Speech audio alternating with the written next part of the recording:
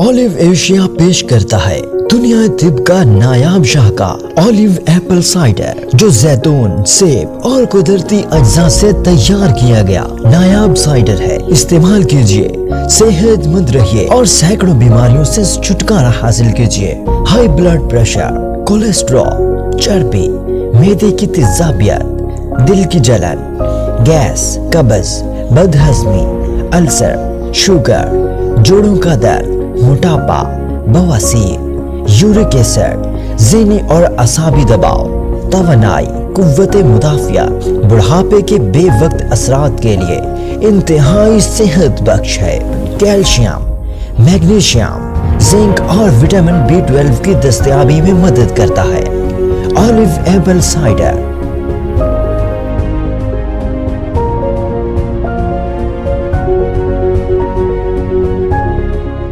औज़ुबिल्लाहिमिनश्शैतानिर्रजीम बिस्मिल्लाहिर्रहमानिर्रहीम। क़ुरान कतून को अस्सलाम वालेकुम। सरफराज दुरानी जी पायम खैबर न्यूज़ सरजी ज़मीन अटक सलामुना नन तासु जो गोरी दा पूरा चकम दे वकीलान दी चकम दे ददी प काबीना के जी दा रियाज शायद से बरकी सेब चकम दे ददी चकम दा वकीलान सदर दे तयो एहतजाज कर दे महंगाई पर हवाला बांधे तनो खार के जी और राजी दे शायद सेब सर लोने महंगाई पर हवाला बांधे सो खबरी को ददी दे एहताज ददी चकम दा एहतजाज दे दा पस पर हवाला बांधे। अस्सलाम वालेकुम। वालेकुम सलाम। शायद सेब डेरा जी मेहरबानी डेरा शुक्रिया जी नन जी तासो ओवती दे महंगाई पर हवाला बांधे बस बवाई तासो दुरानी सेब डेरा मनना چې تاسو دلته راغی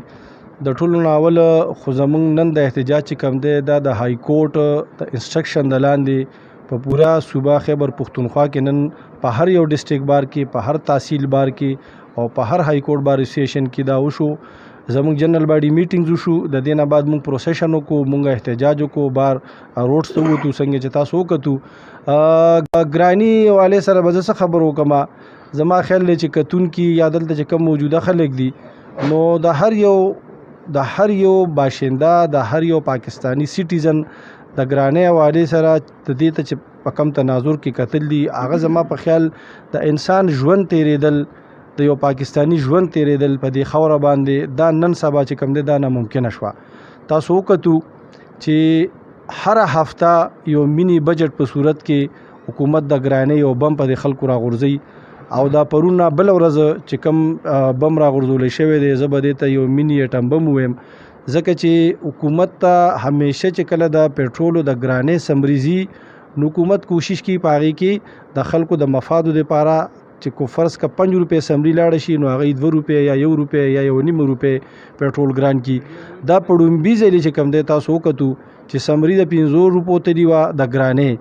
د پټرولیم